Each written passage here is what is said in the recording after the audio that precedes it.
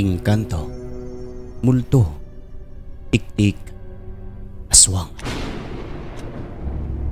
Mga karanasang hango sa tunay na buhay, mga kaganapan na mayroong basihan.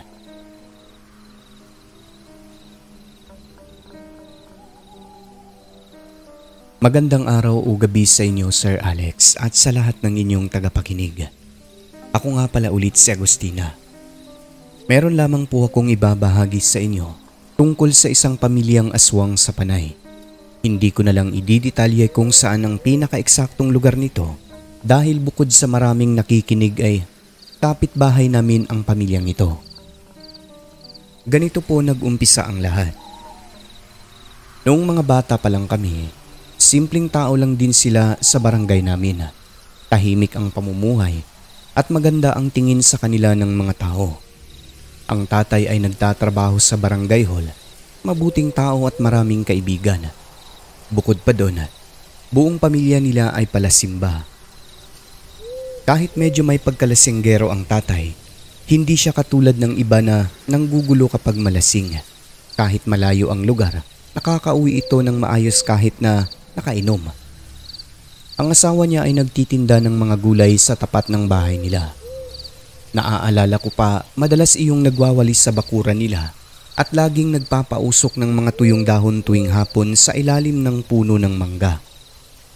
Sa probinsya kasi, dahil makahoy at madamo, lagi talagang nagpapausok ang mga tao para walang lamok. Tuwing araw ng linggo, pumupunta sila sa katayan ng baboy para mag-angkat at binibenta sa mga suking taga-baryo lang din. Ganon kasimple ang pamumuhay nila at masaya ang pamilyang yon. May 3 silang anak, 2 lalaki at 1 babae na bunso. Yung panganay at sunod nito ay bumukod na pagkat may sarili ng pamilya, kaya minsan na lang nakakauwi sa kanila o makapagbakasyon. Ang isa namang anak na bunso ay nandito pa rin sa amin at may anak ng isa.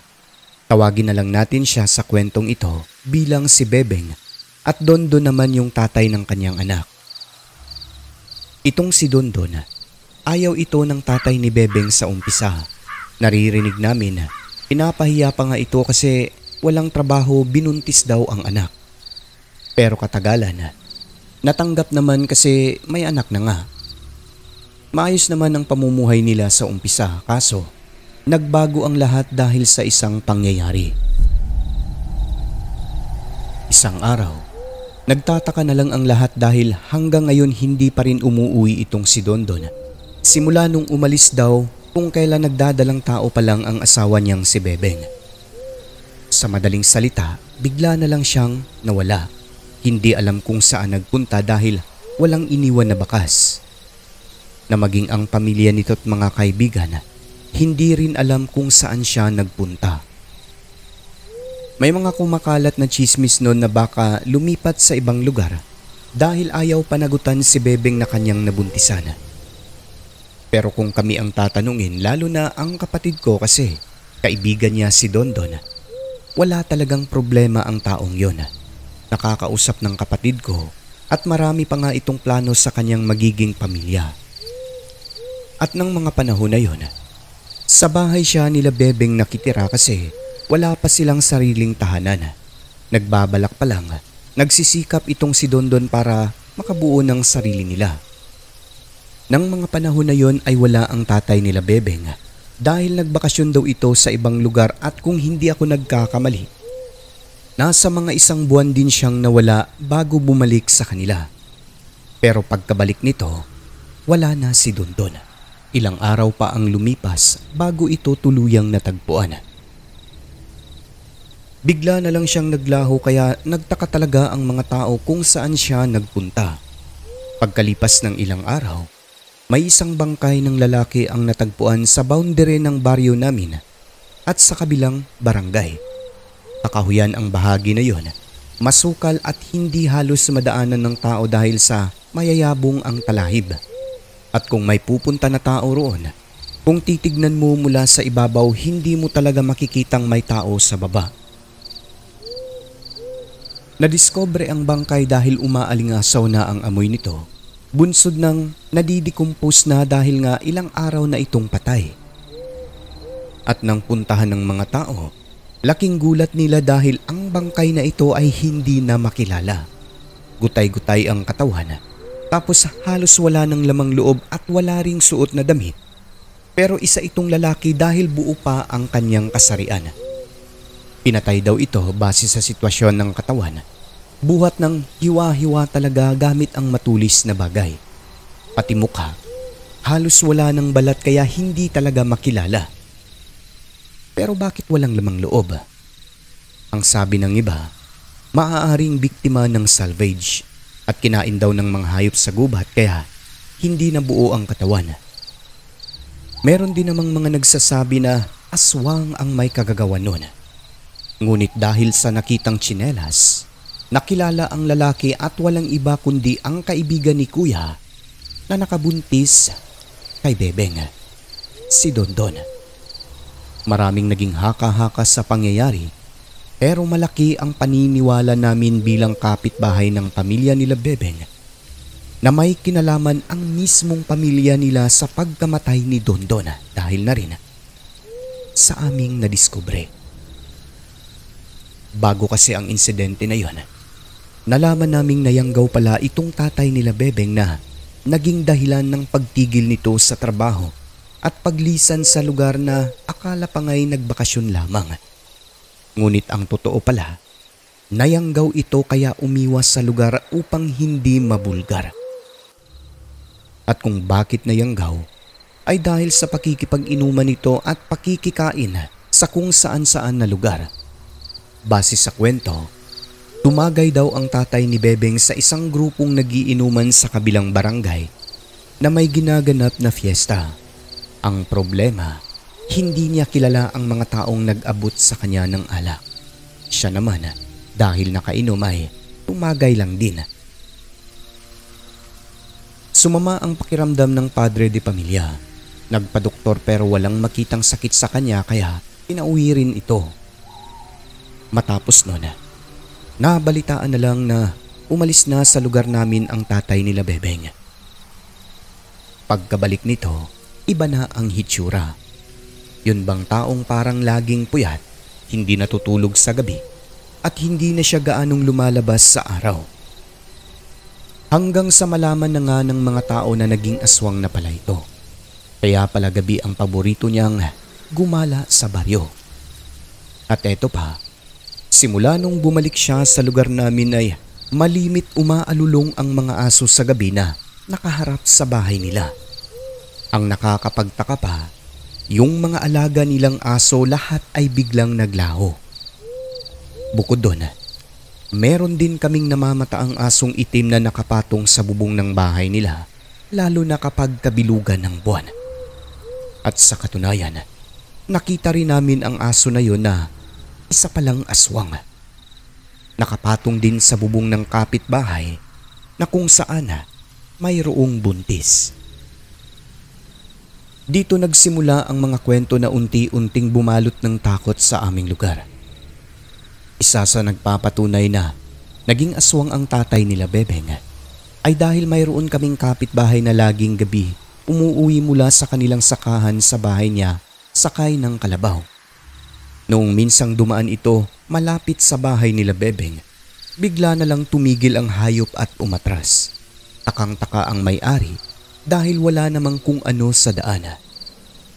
Nang ilang sandali pa ay nakita niyang may taong biglang sumulpot sa tabi ng daan sa bandang damuhan na nakaupo at tila wala sa sarili. Ang tatay pala ni Bebeng, namumula ang mata, walang suot na pang-itaas na damit, tapos basa ang katawan na parabang naligo sa langis. At nang mahimasmasan, bigla itong tumayo at naglakad pa uwi sa bahay nila na hindi man lang nagsalita.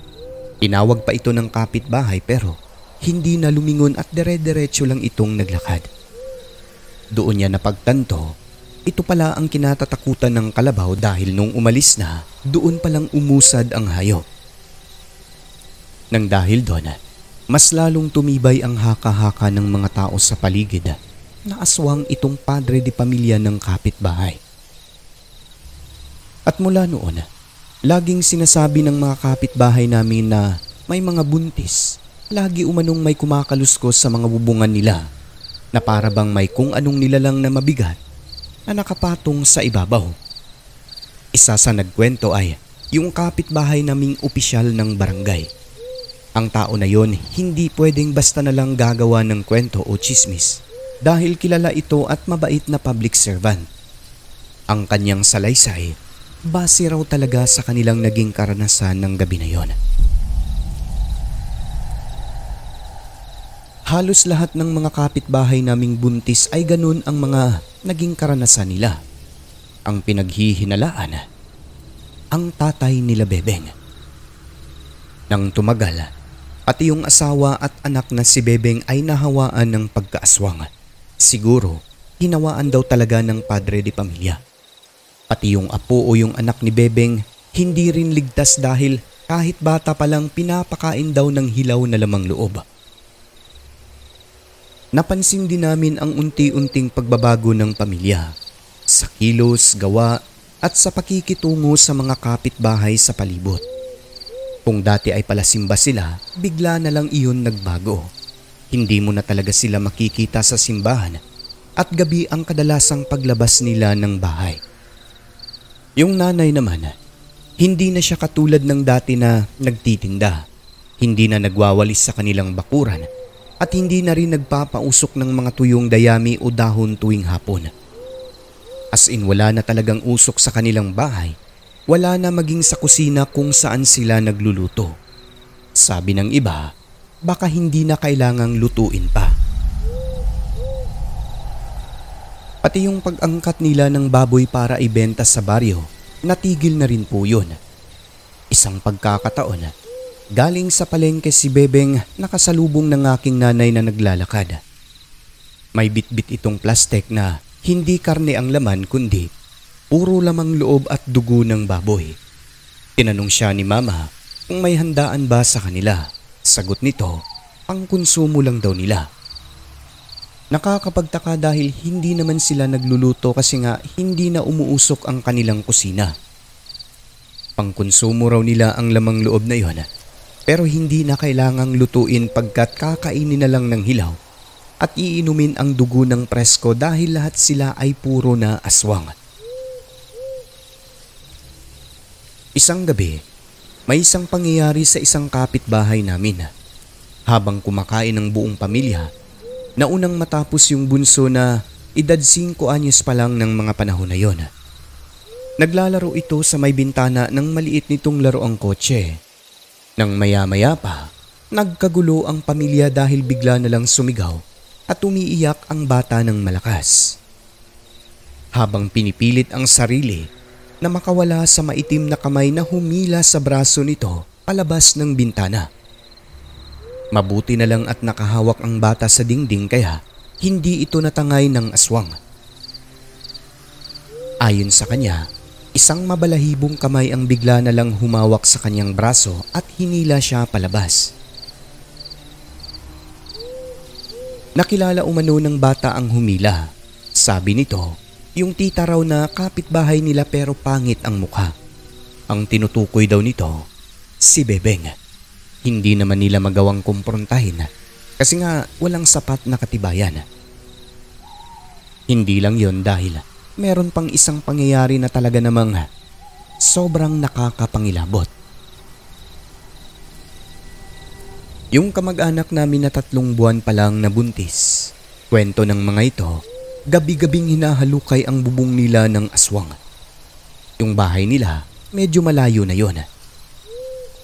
Hanggang sa isang gabi pa, nagising na lamang silang butas na ang bubong at may aswang na nagpupumilit makapasok doon hanggang sa tuluyan na nga itong nakapuslit. Maliit daw nung lumusot pero pagkabagsak sa papag ay bigla na lang naging taong maitim at mabalahibo. Dali-daling hinila ng lalaki ang asawang buntis at agad din namang tumakbo papunta sa kapitbahay. Yung lalaki naman nakipagbuno sa aswang. Pinagpalu-palo niya ito at sinaksak ng kutsilyong laging nakahanda at nakasukbit sa kanyang tagiliran. Nasaksak daw niya ang aswang sa dibdib. Pero hindi bumabaon buhat ng parang balat ng baka ang kanyang sinasaksak Subalit nasusugatan daw dahil may bakas pa ng dugo yung kanyang kutsilyo. Di nagtagal ay nagsidatingan naman ang mga kapitbahay. Doon na umatras ang aswang. Dali-daling lumundag palabas, dumaan sa bintana hanggang sa tuluyan na nga itong mawala. Hinabol ito ng mga kapitbahay at ng lalaki pero hindi nila naabutan. Meron pa nung mga kapitbahay na nag-abang sa bahay mismo ng aswang sa tapat pero hindi nila nahuli. Matapos noon, hindi na lumalabas ng bahay itong tatay ni Bebeng. Ilang araw din na parang nagtatago dahil sa mga sugat nito sa kamay at dibdib na sinaksak ng lalaking pinasok nito. Matapos ang insidente, alerto ang lahat ng mga tao sa baryo. Gabi-gabing nagbabantay sa pamilya nila Bebeng. Alam na kasi ng mga tao, bulgar na kung ano sila. Na lahat ng pamilya nila sa isang iglap ay naging aswang. Ang nakakalungkot lang, pati yung anak ni Bebeng kumakain na rin ng mga hilaw na karne at lamang loob ng hayop. Para bagang pinapractice na nila para pagdating ng panahon ay ready na. Balikan natin yung pangyayari kay Dondon na tatay ng anak niya. Sa pagkawala nito, maliban sa kanya hindi man lang nakitaan ng lungkot ang nanay at tatay ni Bebeng nung matagpuan ang bangkay ni Dondon. Gaya ng sabi ko kanina, bago siya nawala at pinatay, mayroong nangyaring hindi pagkakaunawaan sa tatay ni Bebeng at kay Dondon. Pero dahil sa mga karanasan, pagkadiskobre ng mga tao sa pagkatao ng pamilya, posible kaya na ang tatay mismo ni Bebeng ang pumatay at kumatay kay Dondon sa kakahuyan. Tingin ninyo, kawawa naman di ba kung totoo? Pero naniniwala kami na ang tatay talaga ni Bebeng ang gumawa nun. At isa sa basihan, ang kaluluwa ni Dondon ay pumasok sa katawan ng kanyang kapatid na babae. Umiiyak at sinabi sa manggagamot na pinatay daw siya ng tatay ni Bebeng. Kaya kaming magkakapitbahay, naniniwala talagang ang tatay o padre di pamilya nila Bebeng ang mismong pumatay sa lalaki. Subalit lahat ng yon ay binaon na lamang sa limot sapagkat hindi naman yun sapat na katibayan. Sa huling bahagi ng kwento, Sir Alex, pinalayas ang buong pamilya nila Bebeng sa lugar namin. Hindi sa paraan ng komprontasyon, kundi ginamitan ng pangtaboy. Mga pamamaraan na tanging mga albularyo lang ang nakakaalam. Isa sa halimbawa ay yung paglibing ng bulok na itlog sa kanilang pintuan. Hanggang dito na lang ang kwentong ito. Maraming salamat sa inyo. Hanggang sa muli, Agustina ng Panay.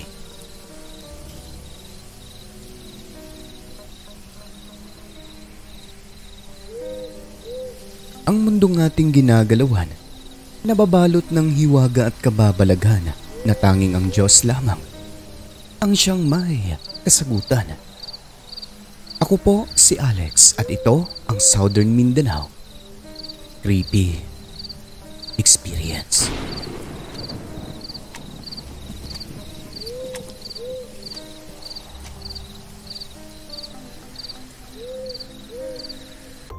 So yun na po ang kwento ni Ma'am Agustina, mga kaibigan ko, no? Grabe, bulgaran daw talaga yung pamilya na yon, no? Na mga aswang. Ilang beses daw po nila itong binantayan, no? Chinempo, pero hindi daw talaga mahuli-huli kasi kung sa Bisaya pa, maabtik daw na mga aswang, mga kaibigan, no? Ang nakakalungkot lang sa kwentong ito kasi yung pumatay daw sa lalaki ay yung tatay daw mismo ni Bebeng. Pero dahil nga walang pruweba, no, walang sapat na katibayan, hindi naman pinaniniwalaan yung mga albularyo, no, mga bagay na walang scientificong paliwanag, kaya nahulog din po talaga sa wala. Tapos yung bata, no, anak ni Bebeng. Pinapractice na daw nila na pinapakain ng mga hilaw na pagkain tulad ng lamang loob. Ay nako, syempre walang kamuangwang yung mga bata na ganun na pala ang nangyayari. So nakakaawa lang no, kung ako ang kapitbahay, pwede yung pag-usapan siguro no, mag-usap-usap lahat para kunin na lang yung bata. Pero yun naman ay akin lamang pong opinion. Kayo kung may opinion kayo mga kaibigan, i-comment nyo lang po dyan sa ating comment section. Binabati ko unang-una si Mama Cheng's channel na 12 months member na, Jeffrey Bunyad 20 months, kay Story Hikes of Toski na 31 months member, Liam 2 months, kay Al Fernando 1 month, kay Rose Kim na 12 months member na, Rancid Horror Stories 1 month, kay Mike na 27 months sa member na, kay Susan na Dorn na 1 month, kay Samantha Cruz na 2 months member na, Darlene Cabatuan 46, kay LCD Acosta 42 months member na, Rosarie Jayarante 3 months, kay Esmeralda Jucares 8 months member na, no, Jonizel Alviola 22, kay Jim Semilia 26 months member na, Luis Elmido 21. Last but not the least, ang isa sa pinakamatagal natin, si Madam Christine Olzon, 45 months sa member na, no. And maraming salamat po sa inyong lahat mga kaibigan ko na patuloy na sumusuporta po sa ating programa, no. Nahihirapan na itong channel pero go lang po tayo kasi maraming nandyan pa rin nanunood at nakikinig sa ating munting mga kwento no tungkol sa aswang. Kaya maraming salamat sa inyo. God bless you all. At syempre sa mga commentators natin, last update no na mga nag-comment sa ating in-upload na video.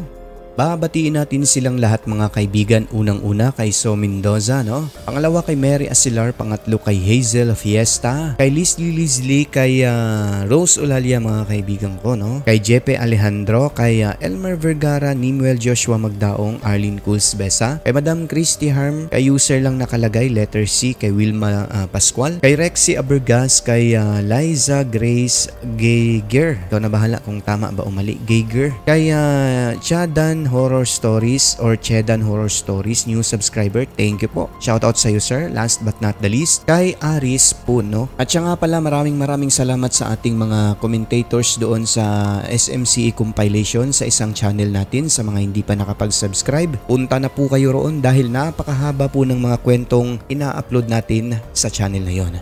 At sa lahat ng mga silent listener ay welcome po kayo sa channel natin. Pumasok na po kayo at i-hit ang subscribe button. Siyempre, huwag niyo hong kalimutan ang notification bell upang updated kayo sa mga bagot nakakasabik nating mga kwento. Muli po mga kaibigan, maraming salamat po sa mga suporta nyo. Huwag kalimutang tumawag sa taas. I love you.